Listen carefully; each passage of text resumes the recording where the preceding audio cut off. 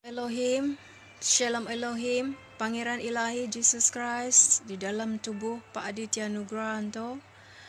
Shalom Elohim, mempelai terkasih Ibunda Fe yang diurapi.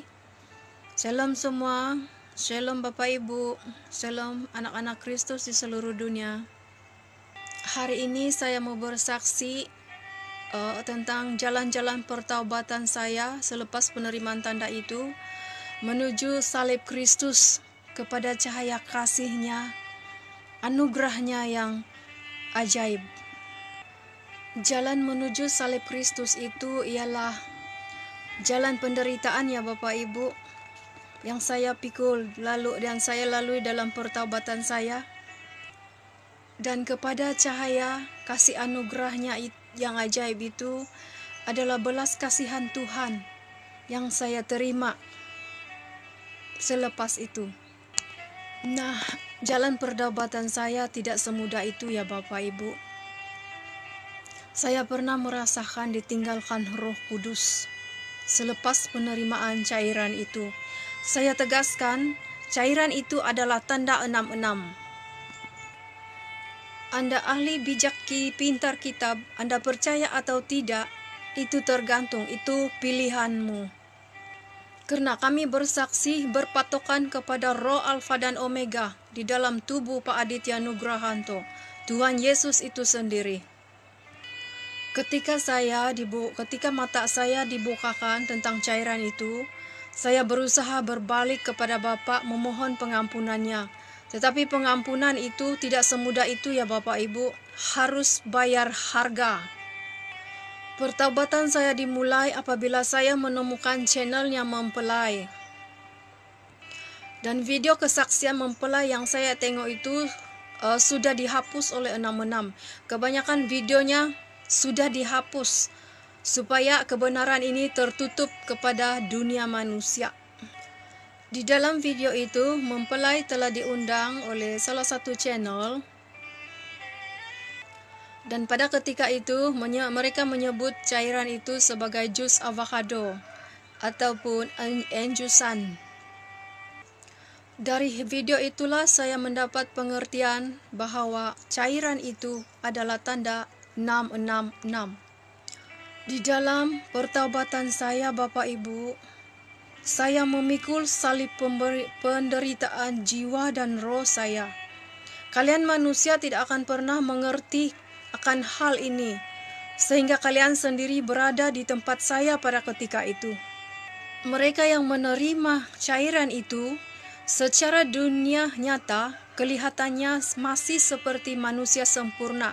Tetapi secara alam roh dan kebenaran, roh mereka sudah berubah. Mereka berkepala binatang dan hanya tubuh sahaja yang kelihatan seperti manusia. Makanya Tuhan tidak mengenal mereka lagi. Lihat saja manusia sekarang. Sifat mereka telah dirubah menjadi sifat binatang. Kebenaran diberitakan tetapi mereka masih tidak mau bertaubat. Rahasia ini besar, bukan semua orang dapat menerimanya. Tetapi kerendahan hatilah yang membawa engkau kepada pengertian itu. Ditinggalkan Roh Kudus itu amat sakit ya Bapak Ibu. Ia masuk sampai ke tulang-tulangmu. Kau tidak akan pernah ada damai sejahtera lagi apabila kesadaran itu ada di dalam engkau. Di setiap doa saya memanggil Roh Kudus itu. Roh Kudus, di manakah engkau? Kembalilah kepadaku. Bapak, begitulah jeritan hatiku ya Bapak Ibu. Ada kalanya mulut saya tidak dapat berbicara, tetapi hati saya lah yang menjerit kepada Bapak. Saya memanggil Bapak, saya bilang, Bapak, saya di sini. Marilah Roh Kudus, kembalilah berdiam di dalam hatiku. Saya memang layak menerima ini, tertolak sebab saya sudah berdosa.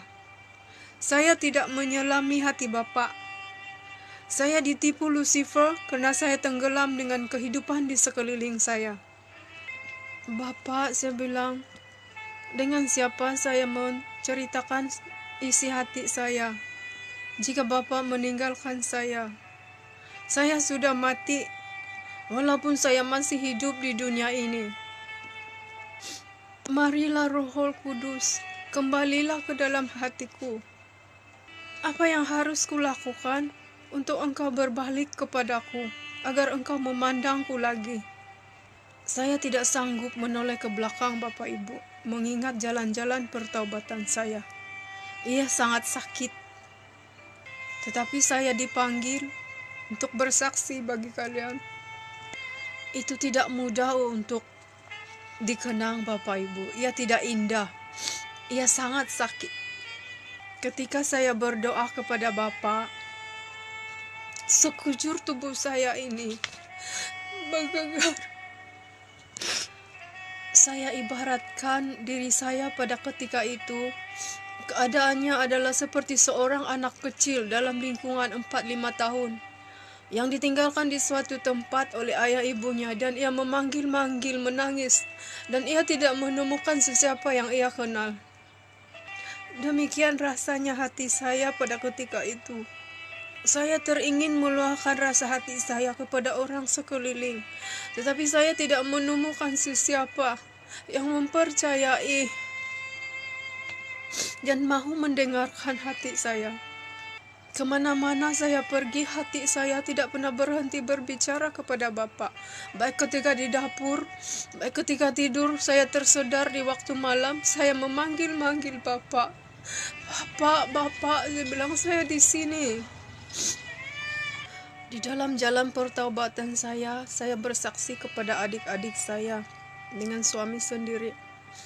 Tetapi mereka tidak mau mendengarkan saya. Saya ada seorang anak ya Bapak Ibu yang tidak menerima cairan itu. Saya bilang, Bapak, inilah bukti bahwa saya bertaubat. Anak ini tidak akan pernah menerima cairan itu, sekalipun ia harus berhenti sekolah. Tolong saya untuk menjaga dia, saya bilang. Ketika adik saya mau membawa anaknya untuk disuntik, saya melarang mereka, tetapi katanya suntikan itu penting untuk keselamatan, dan mereka tidak mau mendengarkan saya. Dan saya menangisi setiap mereka. Hanya seorang adik saya yang mendengarkan akhirnya, dan dia kini bersaksi bagi dunia.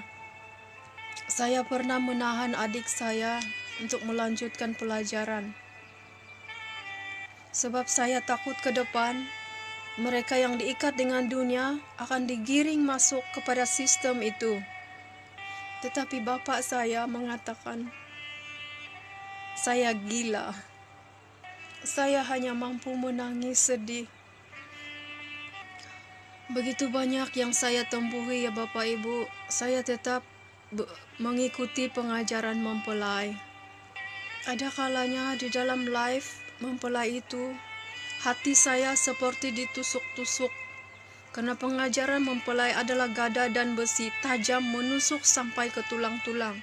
Seringkali saya mau sampai menangis, namun saya tidak berhenti mengikutinya, karena saya berharap ada suatu waktu Tuhan akan memberi kasih anugerahnya bagi kami yang setia dan mau bertaubat. Bapak Ibu, saya akan sambung di kesaksian yang berikutnya ya.